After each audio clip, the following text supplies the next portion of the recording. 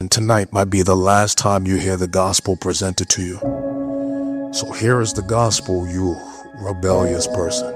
You were born a sinner, and you've committed sins, and the wages of sin is death. And that good behavior will not get you into heaven, and morality will not get you into heaven, and church attendance will not get you into heaven. And I know you think you're tough right now, but you're not tough enough to die apart from Christ. You're not ready to face eternity separated from God. And because you are a sinner like I am, if you die in your sin, whoever you are, the scripture promises you will be separated from God for all eternity. But the Father, not wanting you to perish, sent His Son, the Lord Jesus Christ, into the earth, lived a perfect life that you could not live, and died a sacrificial death that you were supposed to die. And from the cross, He exchanges His perfect righteousness for your unrighteousness. And if